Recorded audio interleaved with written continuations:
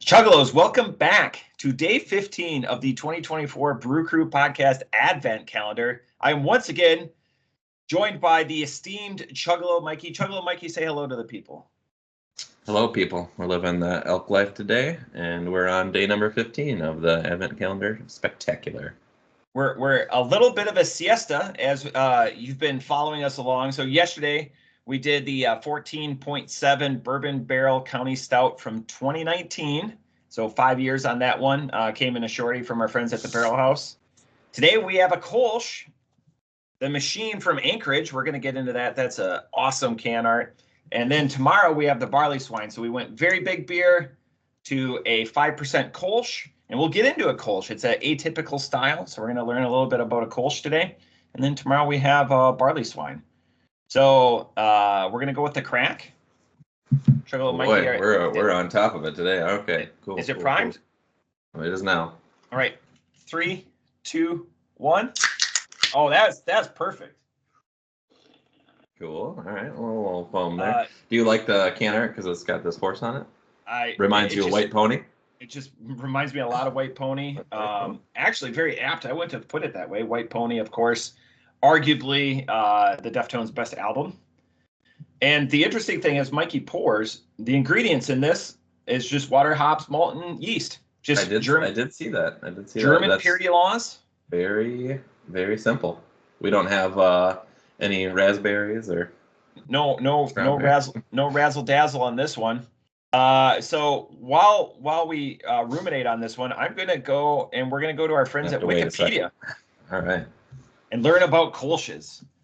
Since 97, Kolsch has been a protected geographical indication within the European Union, indicating that a beer is made within 31 miles of the city of Cologne and brewed according to the Kolsch Convention, which sounds either a beer related or it ended a war, but we're going to go beer related, as defined by the members of the Cologne Brewer Association. So this doesn't get much more pretentious than this.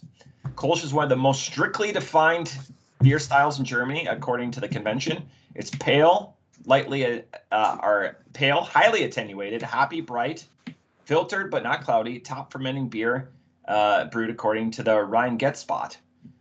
Kolsch is a warm fermented with top fermenting yeast, then cold conditioned like a lager. That's the only thing I knew about it going in, that it was warm fermented and then cold conditioned. And this process is similar, used to Dusseldorf's alt beer. Alt beer, another sub-style of beer. Typically a lighter beer, 4.4 to 5.2 ABV. So there you go. That's a Kolsch. Yeah, you didn't even know you were going to get this fill treatment today. You were going to get all sorts of extra information. This was again an opportunity because I've heard Kolsch's. It's not a style highly sought after, but Anchorage is highly sought after. We've talked about this for ever since the inception. You take potentially one of the top 5 brewers represented by this year's Advent Calendar, and you probably put a lower tier brew style into it. So it's a blending of worlds. Like you have a really high on one and really low on the other. And I was just very curious on how those two were going to come together. Yeah, that's it. Like I said, it's very simple. It's got four ingredients. That's it. That's all it's got. This we've discussed this before, but this is something that my uncles and my father would appreciate. Just be like simple is better. Do you think we elicit like your dad and your uncles and Chuggalo Dave and my pa and my dad?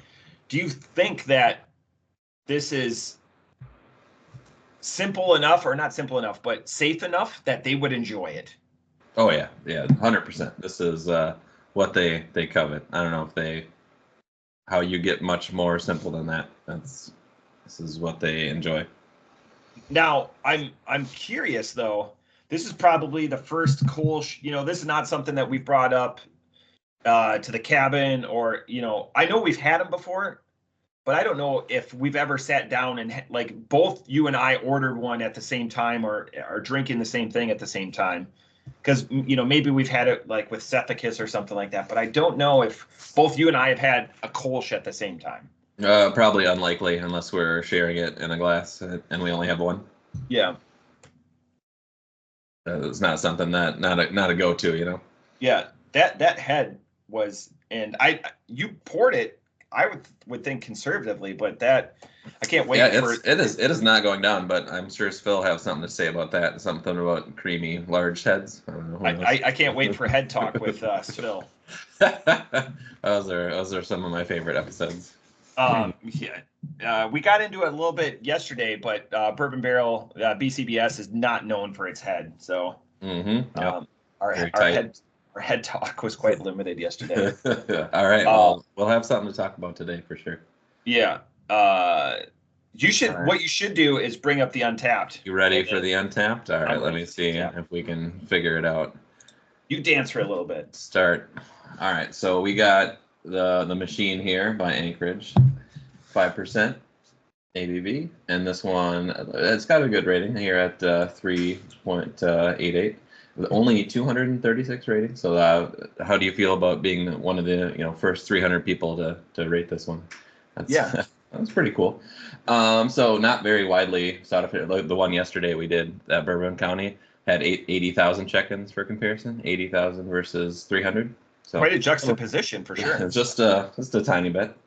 And we were also talking about the glass that I should pour it in, and look at all these. Everyone has a different one. So who could say what's the best one? I could say it probably doesn't matter, but I might get scolded for that. All right, we'll check it out. None of the friends have had it. This one I've had 4 from Anchorage, probably all at the Bear House to be honest. And then the brewery has high rankings at over 4, 500,000 check-ins.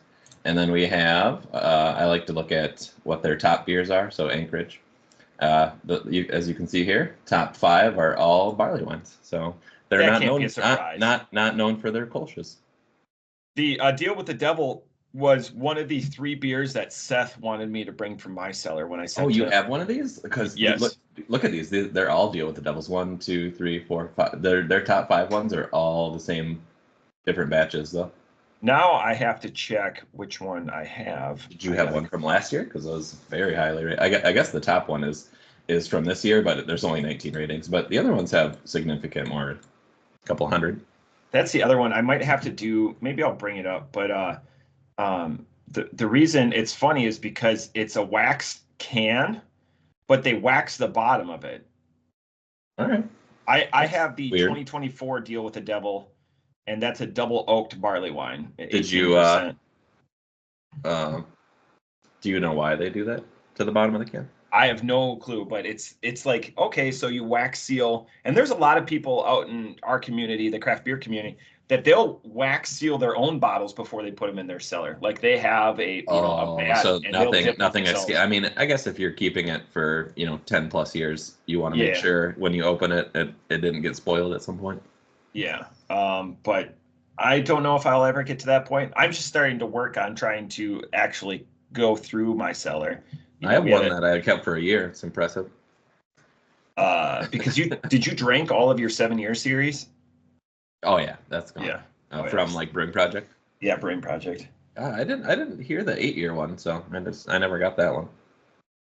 Oh, I'm wondering. Yeah. Only if they email people. It's like that decade, so we had a decade old beer yesterday, that Decadence I brought, and that was pretty good. That was a Belgian style amber ale, so it was a 10%, but it was a big bud on that one. Wow. Yeah, unless it shows up in my news feed somewhere, I would never know. Chuggalos, a public apology. The audio on yesterday's episode left a lot to be desired. So thank you for any length of time that you put into watching that episode, because it's a challenge in that room with that mic and everything. So I think it ebbs and flows. It's definitely still watchable. But. Yeah, there's a lot of excitement, inside jokes, a lot of random just people popping bottles. It was like bottle service in the club. It looked exciting. I was jealous. We will check out everyone's scores from that. I have the spreadsheet up. Wow, just on top of it. On top of it, try to be. So we've got for Goose Island, everyone was fine with it, with the exception of Kate. I'm still waiting on a bunch of the people. Kate, she's got a few 0 scores there. Kate's not a fan of it. A little bit better than the Fuji, though. A little bit better. She understands the signature, and I've posted that video, or anytime that I record with Chuggalo Mikey, I can't integrate it, but that's for the better. So that's a fun short. But everyone else, not. I would say they were whelmed. They weren't overwhelmed. They weren't underwhelmed. People were just whelmed with. I wanna see your like the aggregation of data after this. So take all 24 and see whose average score was the highest. Who likes beer the most? I want to know. Who likes maybe your Christmas episode or the one after when you go over. Our year in review. So JT doesn't check into Untapped. So I go over all my stats, but JT doesn't have that. So I go, JT, you can have this spreadsheet that I'm aggregating everyone's scores. Well, you give them that idea. That's what we're gonna do. So you're already on top of it. All right, good. Trying to be. Again, there's a lot of people that owe me a lot of scores. So, and then there's other people that aren't, like I found Yo-Yo on there. So now you could be a data scientist after that, or JT could. Well, yeah, JT should really look into being a data scientist. Maybe I hope he is. I don't know what you people do. It's funny. Your primary job is a podcast host. So. Yeah, right. Eventually, we're gonna start making some money. This beer is what this. It's a back piece to. We're not wowed by it. Again, we're just whelmed by it, and it's just two guys having a conversation. It could be a Miller Lite. It could be a Bud Light. It's not like something that's like, wow, let's talk about the beer. And I know it's a beer podcast. It's just the 4 ingredients done at different intervals. They're going wild with it. Like, look at this. When I poured it, it's just like it's just sticky. Look at that, and it keeps like its peaks and like the that head. Look at that. Yeah, it's an interesting one for sure. And I'm sure they did. I'm sure they did it justice, knowing that. So I've been to Anchorage when I was in Alaska a couple summers ago. Not my favorite Alaskan brewery. 49th State. I felt at the moment, and I didn't have any of their big stuff. 49th State has their Spruce Tip IPA was my beer of the year that year. Yeah, and I know. So that was 2 years ago. I think you and Chuggalo Ryan went there like back to back. Yeah, they were there very similar time frames. I left. He came here. I got COVID, and then he left. And a week later, he was in Alaska going to some. Because that blew my mind because you were checking into Anchorage, and then he was the next week. I was like, wait a second, what is going on here? Yeah, but I want to go to Anchorage. And the second place pizza of the year was up there, like Moose Jaw or something like that. It was good pizza, but Moose Jaw. That sounds like a beer too from North Dakota. Moose Drool, I know is a. Maybe that's what I'm thinking of. That's like a brown ale. Yeah.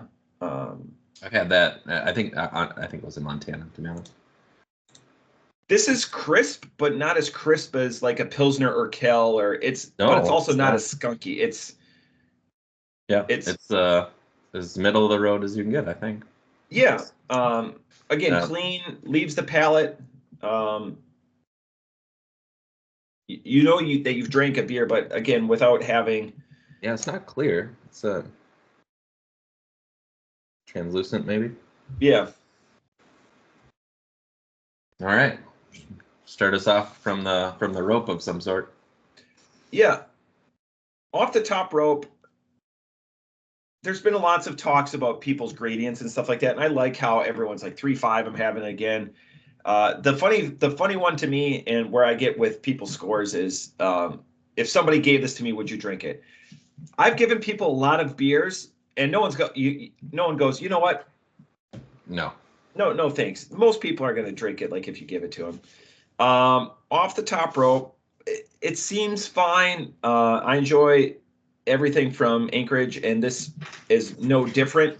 It's just going to be on the bottom of my list for Anchorage beers. I'm going to give this I'm trying to, weigh what it is to what we've had. I'm going to give this a 3.25. It's a fine beer. I wouldn't seek it out. I wouldn't purchase it again, but I'm glad where it is and where it's placed in this list. I think it's got a good place. I was excited for it. I mean, I'm going to finish the can. A good beer. Just not something I would care to revisit. Off the top rope, 3.25. That's higher than where I'm going to be at. So, as you alluded to, 3.5, you'd want to have it again.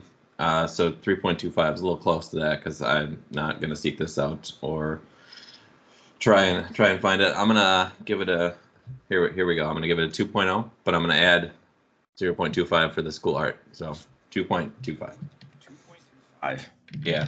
I'm not excited. It'd be like when someone hands me a Labatt's. That very apropos with Labatt's. You're fine. It's fine. So in comparison, and again, people's scores are different, and how they, do you rate beers against each other? You would rather have that Third Eye Enlightenment Blood Orange Wheat before this beer. Yep. It's at least something different. He is consistent with his scores. Me, you can find hypocrisy in a lot of my scores. Yeah, you had your little sheet up. I have no idea what I scored anything. Mikey, and again, I just told you. I tried to get Mikey does not have, he will stick to it across and that's awesome. And again, like you guys have your own, some of the, you've kind of said, even 450 North, the one we've had earlier in the season of the calendar on the day 3. Yep. You said you kind of compare them to themselves, but I always like to do the whole spectrum. So they're all on the same scale. For me personally. I like it. So my question, I'm going to try to trip you up on this. Toppling Goliath. You don't think you rate Toppling Goliath against Toppling Goliath? No, I think I give them their due, but it's still a good brewery. We should go there sometime. I can't wait. I've got an 18-pack of Dorothy's Old World Common with your name on it. Well, that's the only there was a pallet at one of the grocery stores here in town. Yeah. And we bought one. I think they were trying to sell it. It was I think there was 24 cans on a pallet, and it was like $5. And I bought it, and then I regretted that decision. Oh God! Took me forever to drink that because you had to choke it down. The one beer that they just, and this could be the equivalent of Anchorage's Dorothy. I mean, it might be probably good with cooler what can it is. Though. Cooler can. Dorothy's is undrinkable. This is at least drinkable. That would be my charge. Old world. This is definitely old world. 4 ingredients. That's all I get. 4 and different quantities. 4 on day 15. 4 on day 15. But again, Anchorage Machine, Kolsch. Again, 5% Kolsch. Excellent representation of a Kolsch. Boring beer, but you think this is the machine? That or behind it? It's a euphemism for the world being taken over by machines. Or in the gears. Yep. Handheld devices, Mikey, that you shouldn't throw in the washing machine. See what I did there? Yeah, that's good advice. Good advice. But that's it for day 15. Tune in tomorrow. We've got a mothership episode. Hopefully it's going to be a good one. Can't believe it's Monday already. All right. I'm looking forward to that. And it's a good one, too. Barley Swine. All right. Cheers. Cheers.